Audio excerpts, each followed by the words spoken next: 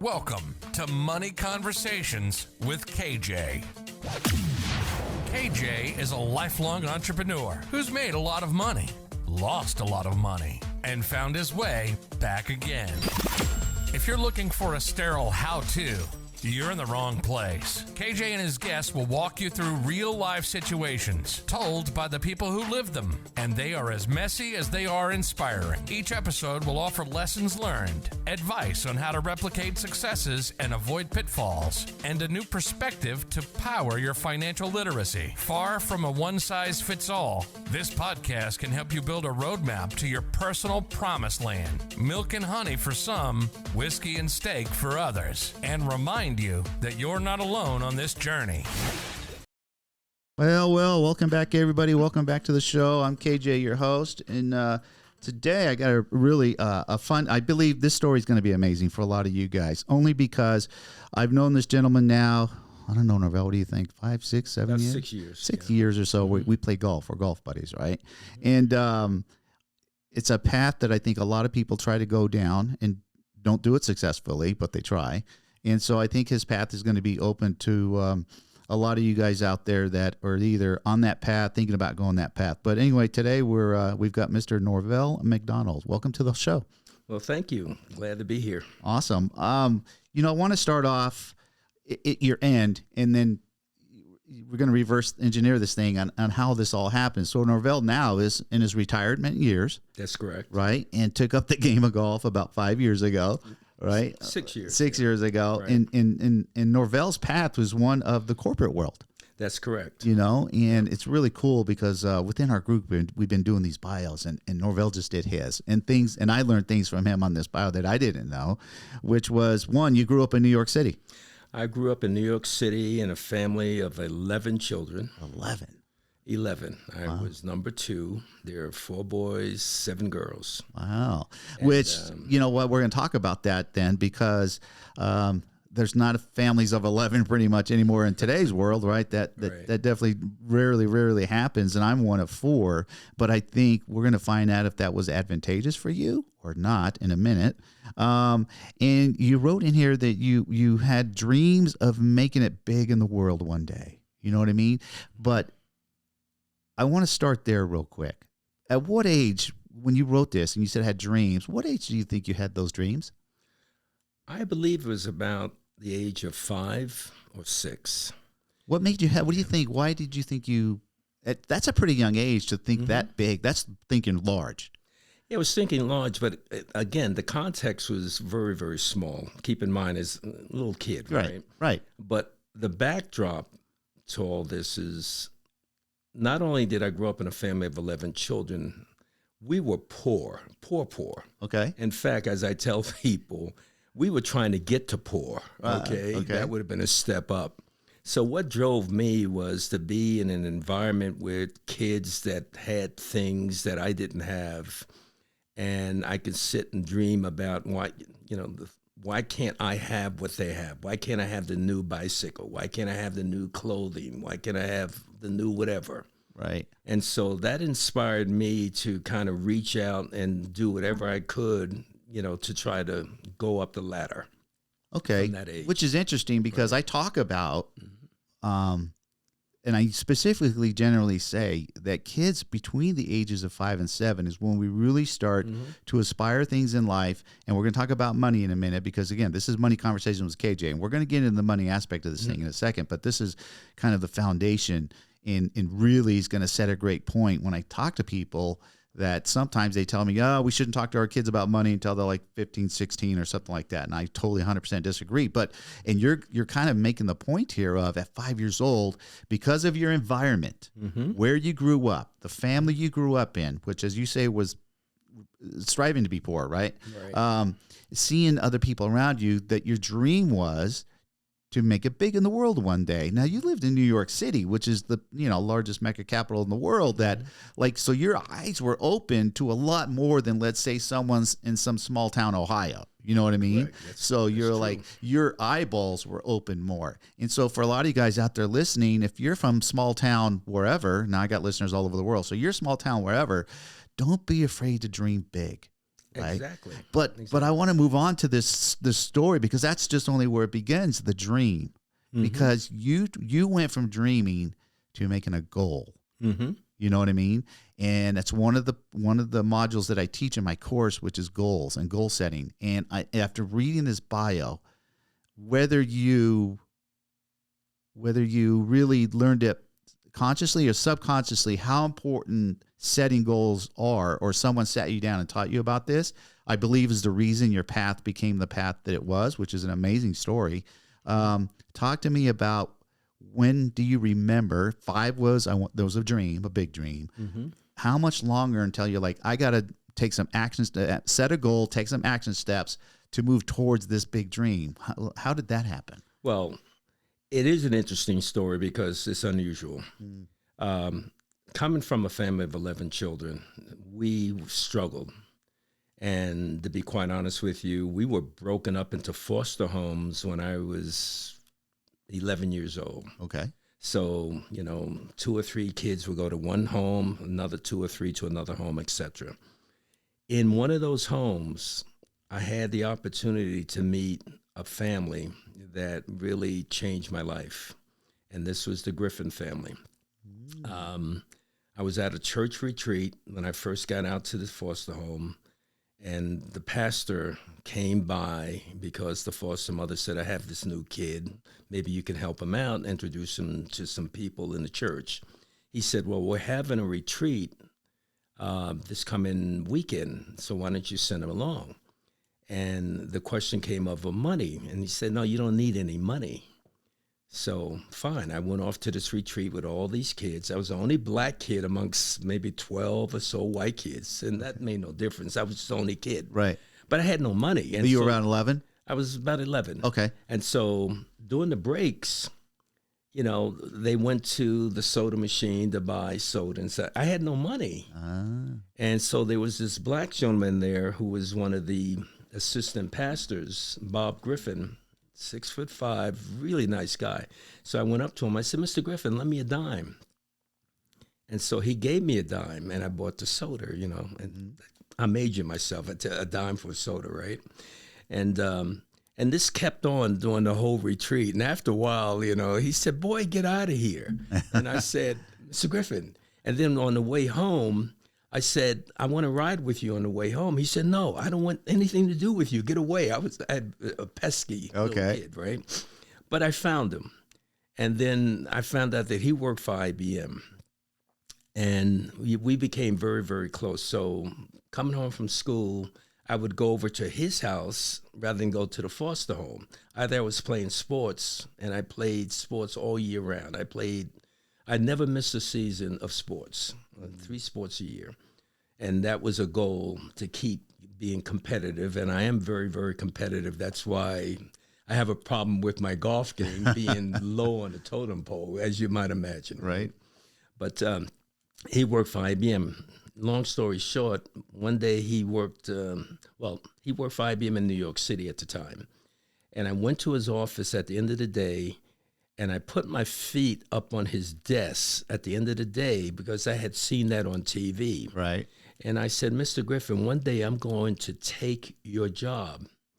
You told him this at 11 years old? 11 years old. I said, one day I'm going to take your job. And you know what he said to me? What's that? Which inspired me, and it was incredible. He said, well, come on. Bring it on. That's all he said. Come on, bring it on. And from that point on, I said, I'm going to work for IBM one day. And not take his job, but aspire to be where he is and even greater than what he is. And so that helped me in terms of the schooling, in terms of getting the grades that I got, getting into the right classes, being able to go to Northeastern University.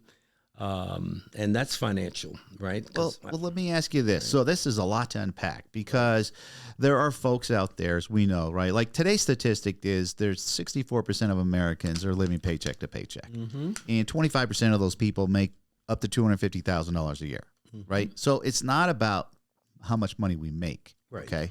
It's how we handle money. And in your case, I believe now hearing your story, how this developed, right? Now, typically one of my first questions for a lot of the folks is, hey, Norvel, how old were you when mom and dad sat you down and taught you about money?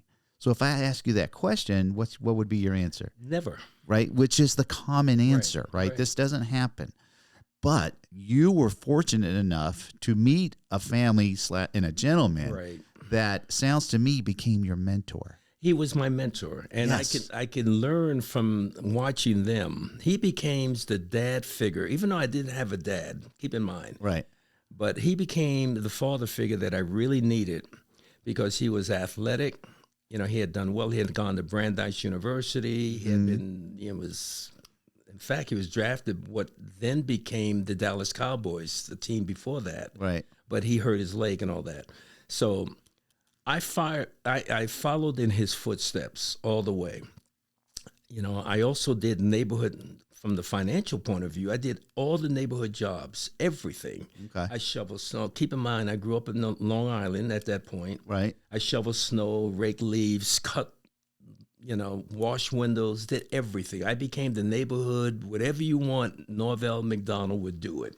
Well, let's digress just for a minute here. Right. So, man, the beginning of the story is awesome. You can remember at 5 years old that you dreamed big, and then your family, as large as it was, broken up a little bit. Right. And so you were kind of flying blind a little bit, but you were inspired. And so my question is, because I know there's people out there that just need inspiration, and where does this inspiration come from? Right. Be able to follow these dreams, create goals, create action plans, and and move along life's journeys here. And for you, do you think it was the high end, the low end of poverty that motivated you so much? What do you think motivated you? Or was it being around that family and seeing what they have done and like, hey, this is possible and I want this? What do you think? How did you get motivated to do that? Well, Kevin, I think it was really a combination of things. One, you have to have an internal drive because there are a lot of people that are around that same situation. Right. And they don't have that drive. I always had that drive. I don't know where it came from. Yeah. But there was always that drive that I wanted to be better than I was. I wanted to be, if I saw this person doing something, I wanted to match that person, in fact, do it better. That's that competitive drive. So as you're explaining that, I'm thinking for the folks that are out there that are struggling. Right. Like, well, how did you get that drive? They're out there thinking that you had some sort of leg up somehow, maybe because it was that family that, was better or whatever.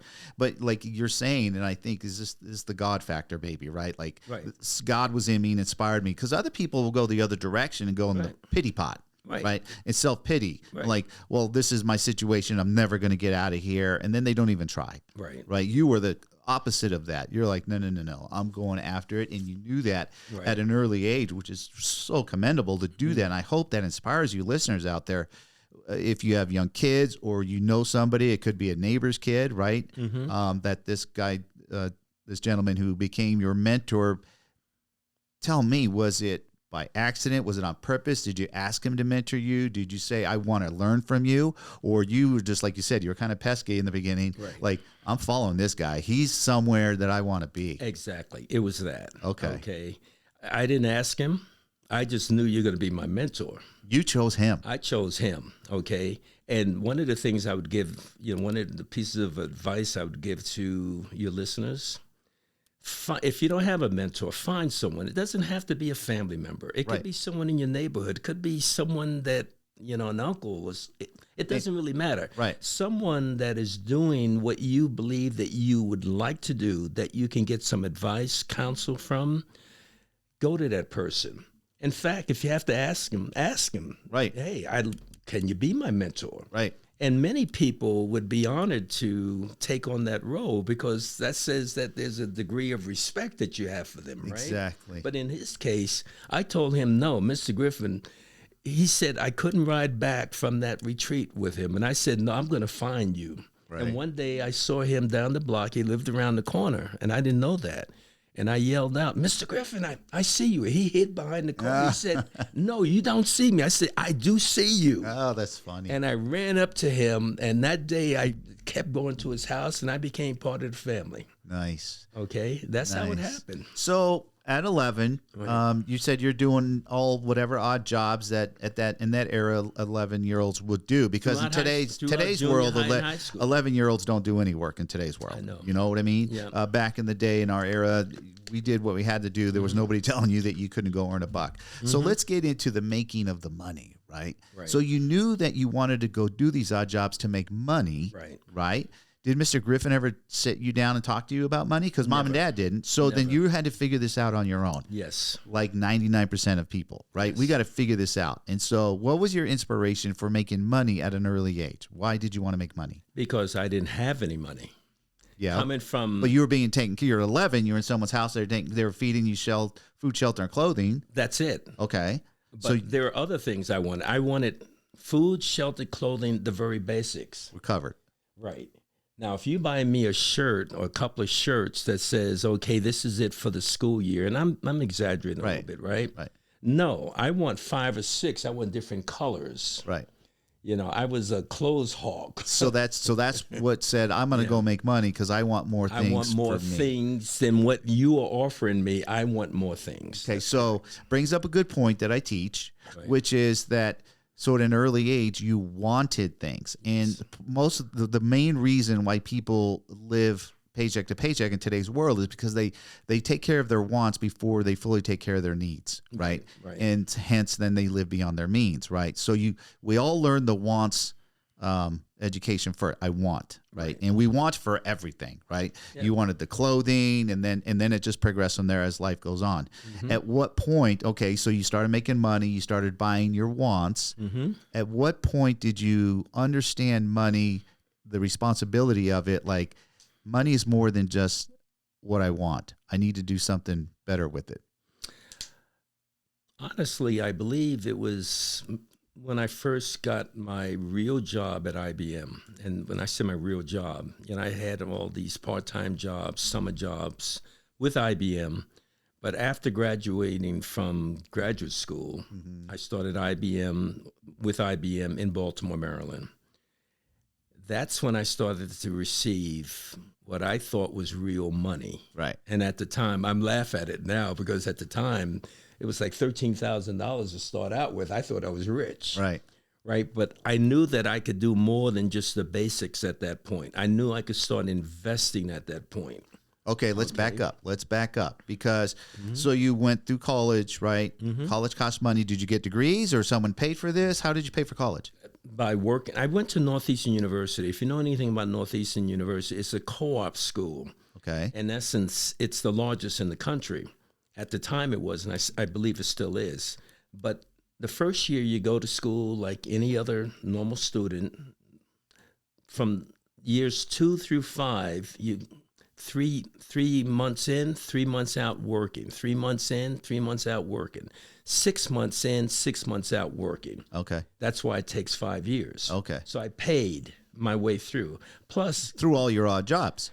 Not just my odd jobs, but also the fact that coming from my background, I was able to get all kinds of assistance. Okay. And loans. Okay. Low interest loans, which I gladly took on. Right. All right.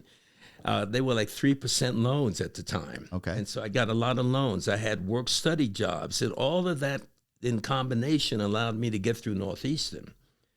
Okay. And then after Northeastern, my grades were good enough or well enough where at the time they were encouraging African-American students to go to graduate school, and they were giving them full scholarships. I had the grades. So you took advantage of that. I took advantage of that. So I went to the University of Massachusetts on a full scholarship. Nice. They gave me a stipend, which I could pay for my room and board. So I stayed there a complete year. I'd never left. I said, no, I just want to finish this thing up. Right.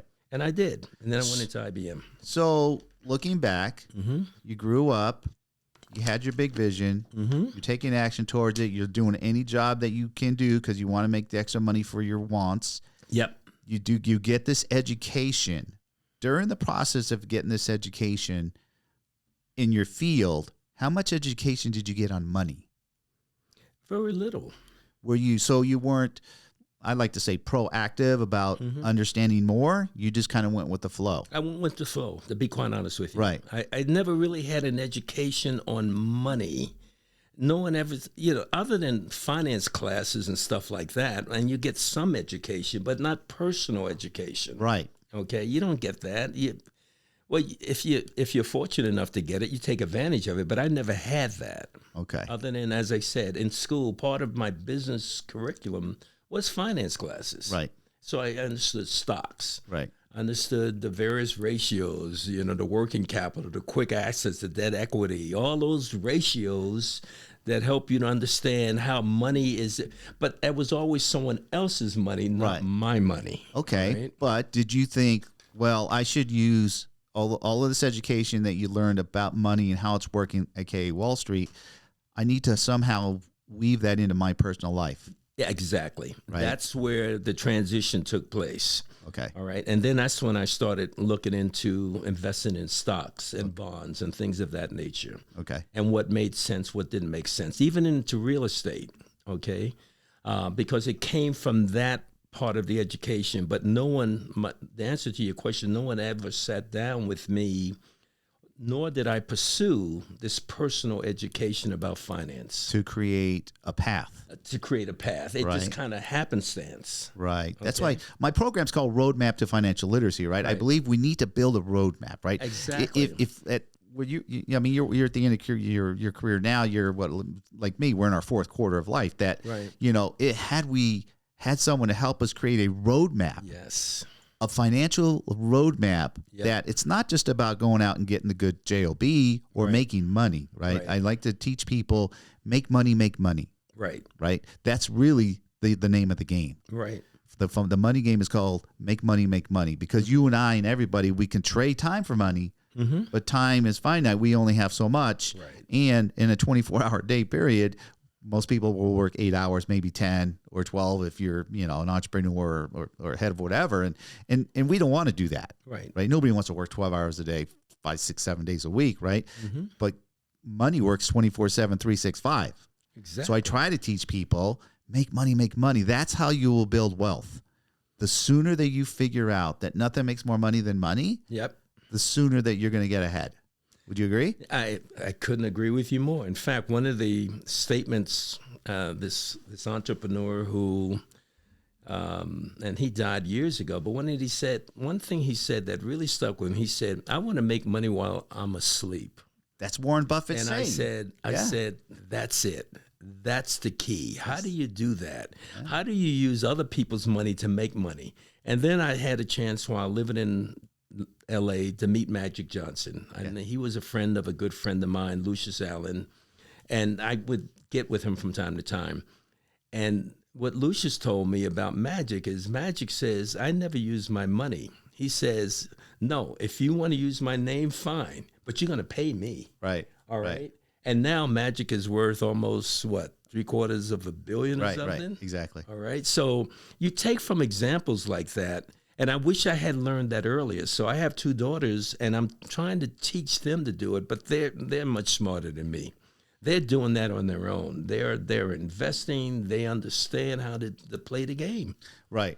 And that's the whole thing. Yeah. Listen, that's, again, back to where 95% of Americans are, right? Right. Living paycheck to paycheck. Exactly. Just struggling with money because there's no one taught us early in life, in age. Mom and dad didn't teach us. Right. And I just tell people that's not good or bad. That's just what is, right? Mom and dad can't teach what mom and dad don't know. Exactly. We can't fault them for that. Like, if I wanted to be an airline pilot, my dad couldn't have taught me that, right? That's just not his fault. That wasn't his thing. So anyway, as we go through here, talk to me about, because a lot of folks out there, probably more so today than in our era when we were younger, about credit cards. When did that come into play for you in your life? When did you understand this is part of the equation, credit, And then some people are on the bandwagon of, I love credit cards. Some people are not. Just depends who you are and who you really listen to. But at what point or what age do you think you were when that came across your plate? Well, credit cards first came into my life when I started working for IBM, right? Okay, so this is after your education then? After my education, right? I never had a credit card before that. Did you know about them? Did you aspire to want one or need one? I never even thought about it, to be honest with you, because I took care of my needs at the time with what I earned. Cash, which is a great, that's what you should be doing. Absolutely, throughout. absolutely. And then later on, you use credit cards, and then you realize that there's a horror story connected to credit cards, right? That horror story is you get over your head. You start believing that you have more than what you have, right? And then you start understanding the interest rates can kill you. And then, you have to understand their strategy, and that's to keep you hooked for life. Yep. And so, what I try to do now is get out of credit card debt as quickly as possible and live as much as I can within my means. Yes. I'm not always successful. Sometimes I go over the line and I curse myself, I'll be honest with you. How did you do this to yourself? Right. But I understand the dangers of credit cards, okay? It's a necessary evil when you need it, but try to look for other ways to do it. Try to go without, try to live within your means. That's my motto now. Yes, yes. Okay. Well, again, we can all play money. Yeah, money quarterback. But growing up, I never knew that. I just, you kind of happen along, and one day you're in debt. Yes, and you're in trouble. And this is all about education, right? So no one sat you down and taught you about credit cards, the purpose of them, how to use them, what I call responsibly. Exactly. And so the problem is that people don't use them responsibly. Exactly. When I hear the term credit cards are bad, right? There's people out there like credit cards are horrible. Don't use them. They're bad. I'm like, well, first of all, a credit card's a piece of plastic. Right. Okay. That's not bad. It's how people use them irresponsibly is how they get the term that credit cards are bad. Well, again, because there's people out there in today's world, these young kids that are getting them right as they're signing up for college, not when they get out and get their job like you did. Yeah, they're waiting for them on campus on day one. Here, get this card, and they treat it like it's free money.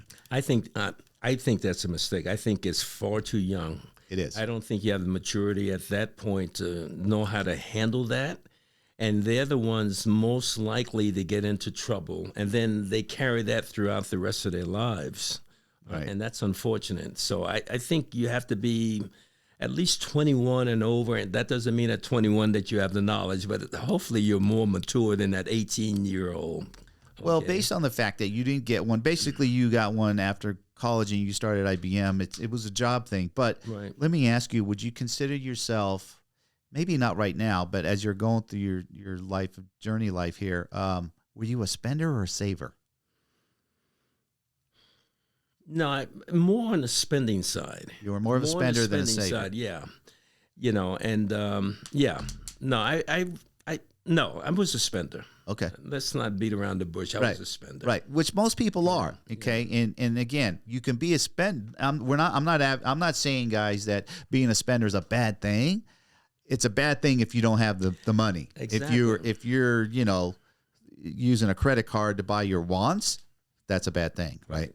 I'll often categorize debt as good debt and bad debt, right? If you listen to someone like a Dave Ramsey, which I'm all about Dave Ramsey, if you're a W-2 earner, if you have a job, I want you to listen to Dave Ramsey when he advocates no debt, wipe out zero debt, right? Forget about it. No credit cards. He doesn't even believe in the credit, and I won't go down that path. But there are two kinds of debt that I believe in: good debt and bad debt. Right. Bad debt is I categorize as consumer debt. When you go in debt on things that don't make you money.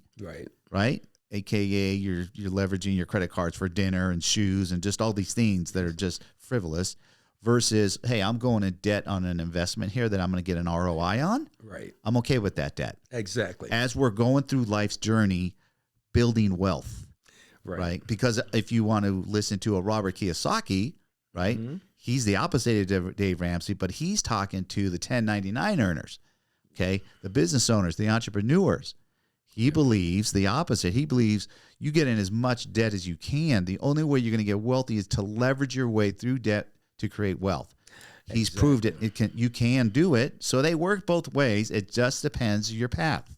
Exactly. This is not a one-size-fits-all. And I think both of these guys, right, depending who you are in life and who you're listening to, are right. And I say, yeah, they're both right, depending their audience that they're talking to. Yeah, and I did, I attended a seminar with Kiyosaki, right? Rich Dad, Poor Dad type seminar in L.A. In fact, a couple of them. And you're right. There's such a thing as good debt. Yes. But it's to get that ROI as opposed to that consumer debt where you're just buying the newest pair of sneakers or whatever it is that you're buying. So I believe in that. How do you manage that, though? There's a balance there, and I have to caution myself not to trip over the line, because as soon as I think something's freed up, I said, oh, my God, now I can go to that fancy dinner. Right. I can go to that fancy golf outing. You want to enjoy life. I want to enjoy life, but there's a balance. I want to enjoy life, but not hurt later. Right. So how do you have to strike that balance, and that's an individual thing, right? That is a total individual thing. That's why I don't like the one size fits all teachings that a lot of these guys are out there doing. Right. What I like to teach people is, like you explained earlier, how you played sports year round. You played 3 different sports. And so I love using the sports analogy in the way that I teach financial literacy. I want people to understand my financial literacy course is about teaching the fundamentals of financial literacy. Right. And you're in any sport, baseball, football, basketball, doesn't matter. Before you can get good at that sport, what's your coach going to teach you? The fundamentals of that sport. Until you can master the fundamentals before you can really excel in whatever the sport is. That's the same thing with money. Right. There's no way that, guys out there, that you're going to create wealth on any level until you master the fundamentals of money, financial literacy, how this game is being played. So I don't give people financial advice. That's not my job. I don't want to be a financial advisor. What I do want to do is change your mindset on money. Yep. Because the way you grew up, and a lot of folks, no one sat you down and taught you about it.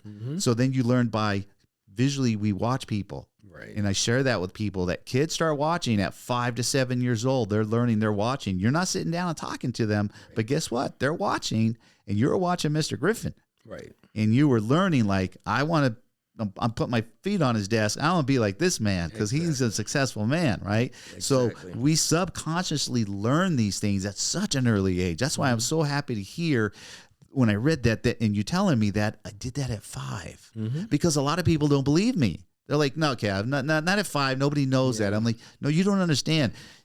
You didn't consciously know what you were doing at 5. No, I didn't consciously. This is looking back. It's looking back. Right. I just knew that at that age I wanted to. So it's so important now when we're raising our children. Right. Okay. They're no different.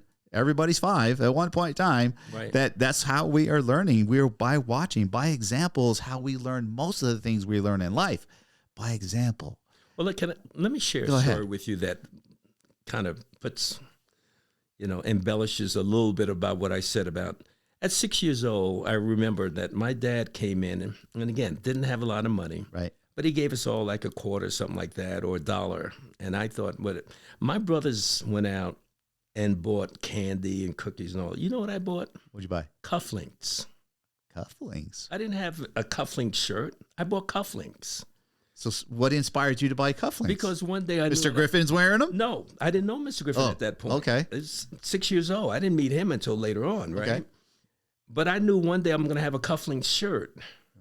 You knew it. I knew it. That's why I bought the cufflinks. One day I'm going to have a shirt to put the cufflinks in.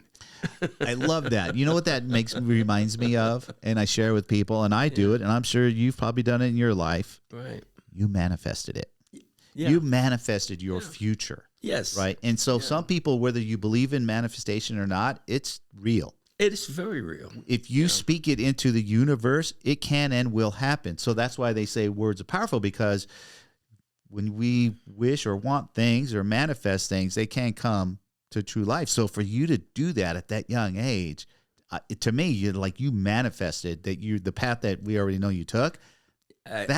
It started way back then. I believe that. What did your family and your siblings say when they saw they bought candy or whatever and you bought cufflinks? I don't know what they said. All I know is I took them back home and I just looked at these things, and they were the most beautiful things that I had seen at that point.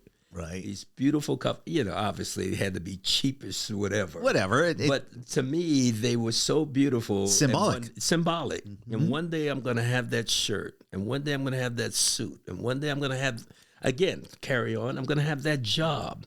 And one day I'm going to do this. I'm going to do that. I'm going to live here. I'm going to have that. I was manifesting throughout. And I think that's the God spirit within me and everyone else. I listened to it. And God has directed me from this poor kid to where I am today. Not that I'm rich. I'm rich in spirit, but right. I'm not rich financially. But I've gotten most of the things I really wanted in life, through manifestation and through hard work.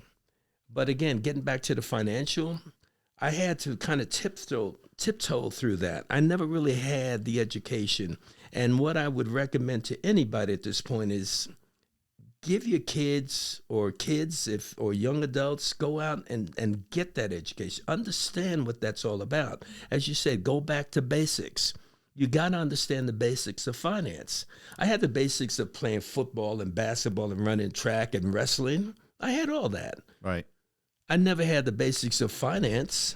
Right. Until later on, and then became almost too late. I wish I had started when I was way, Well, that's younger. what I teach. I'm happy that you said that because I teach one of my modules is teaching the rule of 72, compound interest, and how that really works. Yep. And had a lot of folks like yourself and myself even included that if we really understood compound interest at the age of 18 or 20, Yep. right, and understood that make money, Yep. you're 100% going to be a millionaire.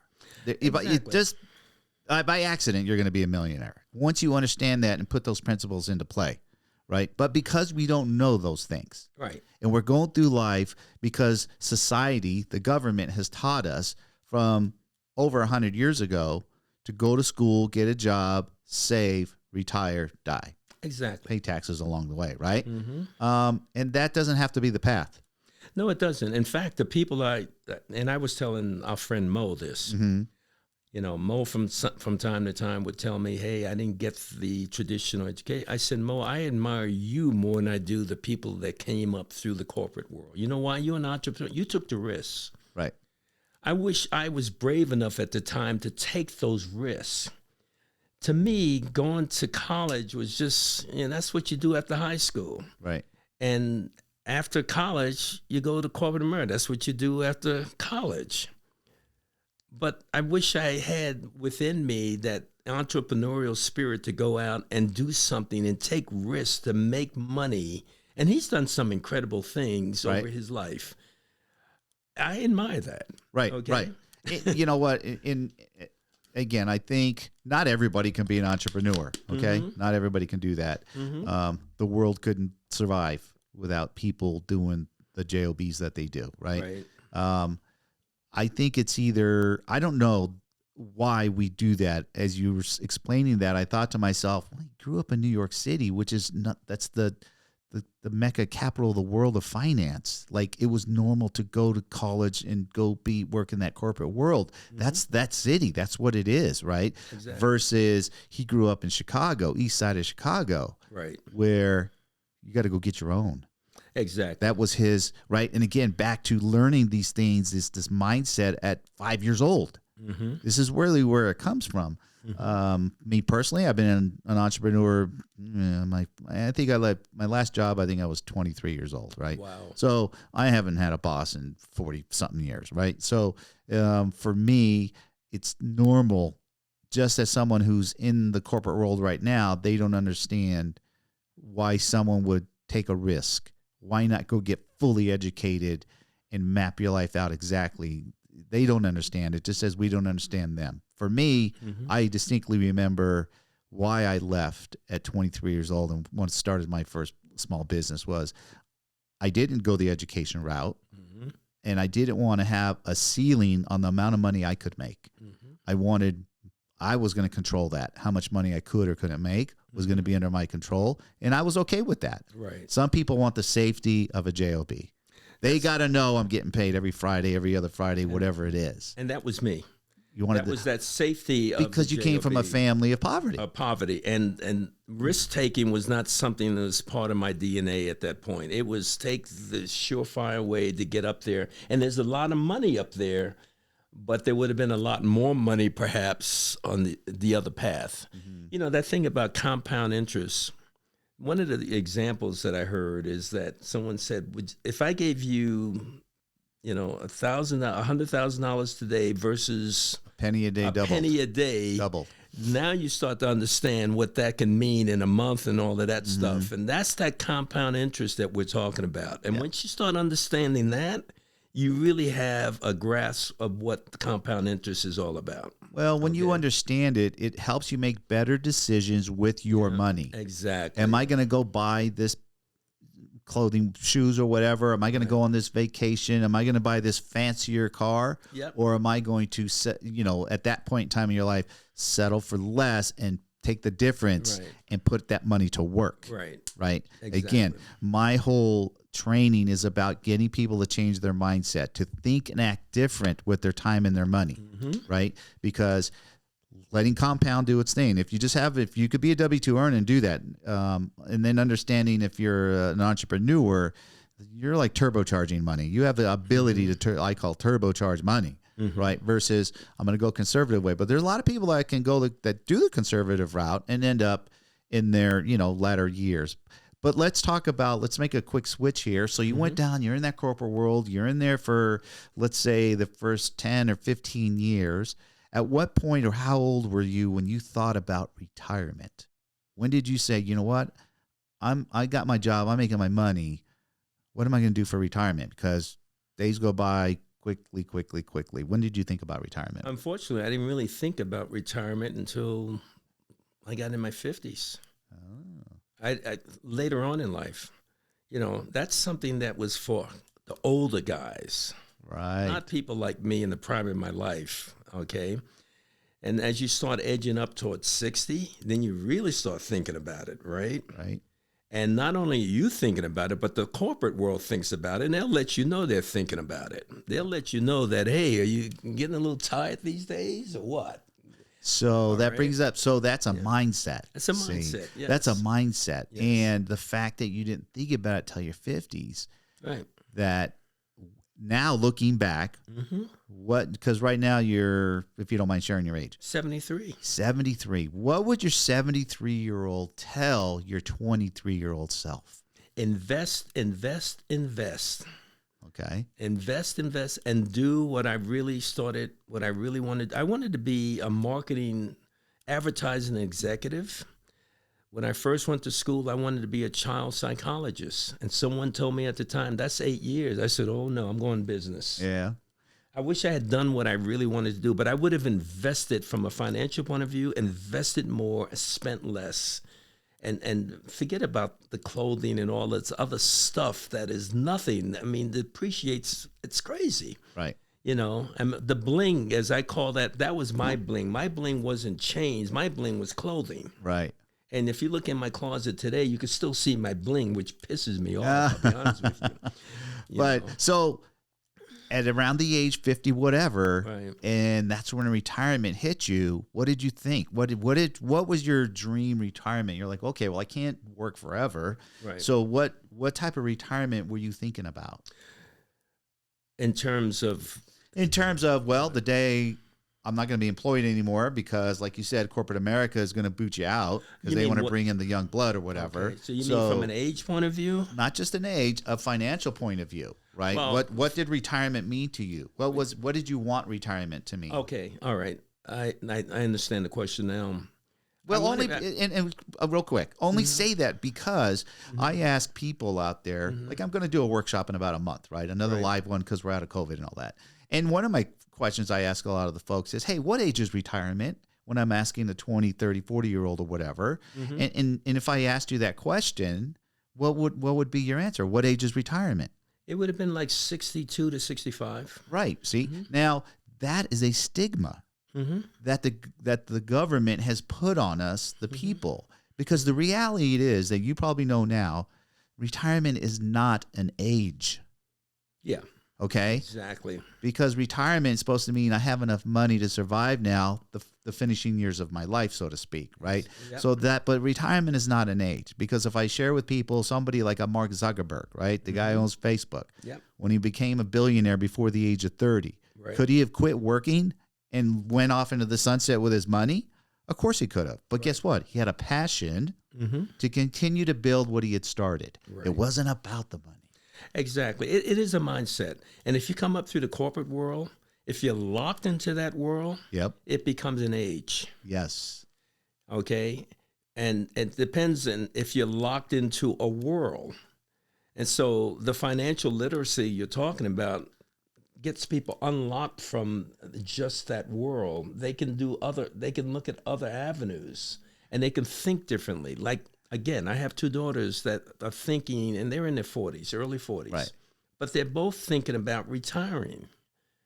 And they're making plans to retire at 45 or something like that, which But so you got to ask them, right. honey, what is that retirement? What does that mean to you? Right? Because retirement is a different definition for a lot of folks. Right. What does that really mean?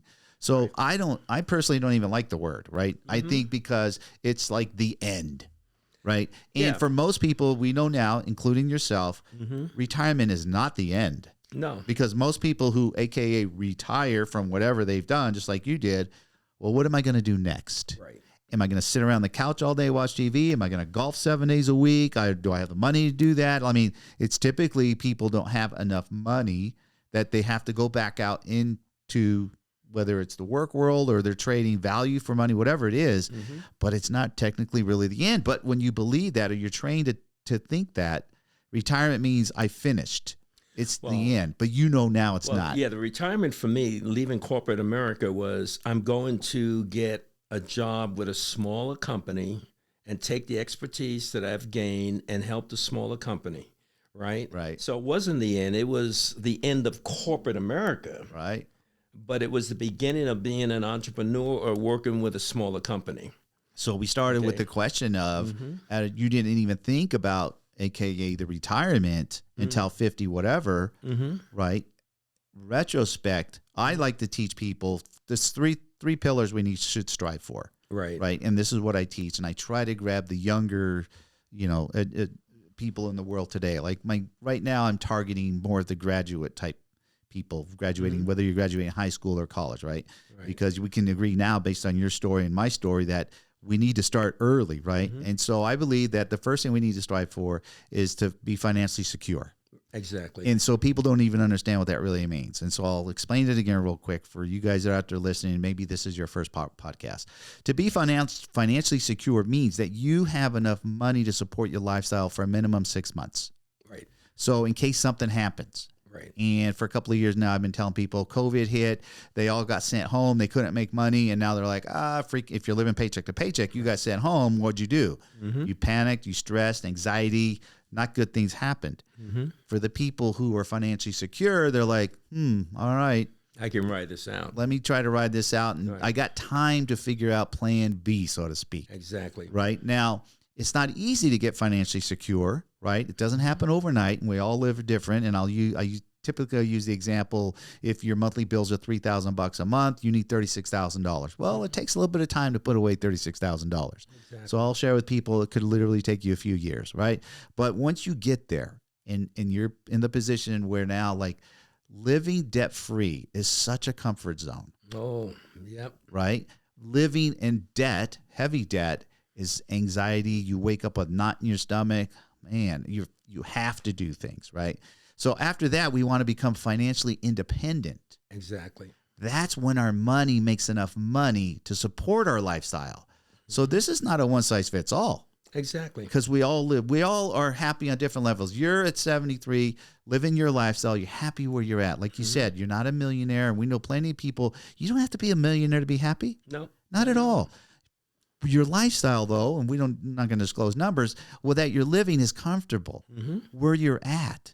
Now, to be financially independent means my money is working hard enough to pay for my lifestyle. Right. That's people who are happy to live on $2,000 a month, and there's people out there that say, "Hey, I need $25,000 a month. I I don't even know how people live below that, right? Right. And I know people like that too. So no right or wrong answer. Your answer's your right answer. So those are the first things. If we learn how to do at a young age to get there, money's going to take care of itself. Exactly. Money's going to compound, and you're going to have plenty of it. Yeah, you have to, the way I put it, you have to create a comfort zone for yourself. That comfort zone for me is, I want to be almost debt-free and be able to live where I'm living and do the things I want to do. And there's enough money to take care of that. Okay, the revenue source is there to take care of that. Anything outside of that is something that, okay, that's a nice thing to want to do, but I don't have to do it. I'm comfortable with where I'm at today in that little bubble that I've created for myself. That's my comfort zone. Okay. Okay. And I don't know if that answers a question yet. It does, again, because it's a mindset. It's a mindset. It's a mindset. Yes. And I know when I'm teaching my courses to different people and they're like, well, I thought we're going to talk about money. Why are we on mindset? I'm like, no. Mindset's like the foundation of a house, okay? If you don't have a strong foundation, you're building a house of cards, it's going to fall down. I couldn't agree more. Right? So where you're at now in your life, what would you consider to be your worst financial decision? Because I want people to know and we're all making not good ones, right? But I don't want, if you knew this, if someone hears this, and you're going to tell me your answer in a second, someone's going to hear this, and maybe they're getting ready to make a decision that's similar. And they're like, oh, crap, maybe I better not. So for you personally, what do you believe if you just, and I know I just threw that at you real quick, what was your worst financial decision? Well, one of the worst, and I haven't ranked them, but one of the worst was selling a lot of Apple stock, for instance. I had a lot of it, and I was just going crazy with it. Right. And I bought all this property. I mean, I bought 4 or 5 properties here and one in Georgia, and I was just going crazy. And a lot of that didn't materialize. It may have over time, right? But it was like, oh, why did you do that? You know, you had renters that came and left, and you're stuck with bills and this, that, and the other. It's like I had that stock. I could have let it grow. Right. Okay. Right. I had like 300 shares of Apple stock. I'll be honest with you. Yeah. And that was just one stock, and I had all of this. So that was a terrible financial decision. I wish I had just let it sit or invested in another blue stock, blue stock or whatever. Well, that's my follow-up question is, because again, we've all made terrible mistakes with money, that it's okay to make mistakes. It's okay to fail as long as we learn from our failures. Yeah. Right? They're not failures unless we don't learn. Exactly. And in your case, the lesson that we could teach the people would be what, right? You learn that. I learned be patient.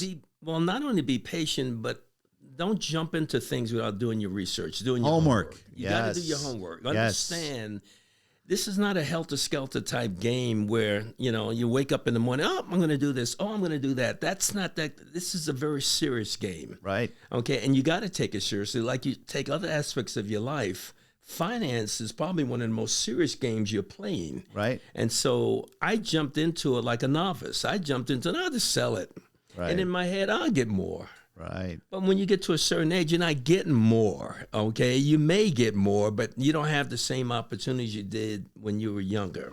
Yeah, so I would tell people, do your homework, talk to professionals, think about it, and then when you make a decision, make it, but at least you go in with some level of confidence that maybe I'm doing the right thing. I couldn't agree with you more. It's if you guys listen, I love to follow Warren Buffett. I mean, Warren Buffett's obviously world known. He's a wealthy person in how he did it, but he's got his little lessons that he puts out there.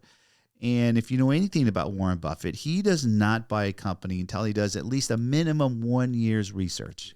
Right? He doesn't just jump right in on a tip. Right. Hey, Warren, I got a tip for you, and he. Yeah, all right, I'll go through Dollar Act. No, he don't do that, right?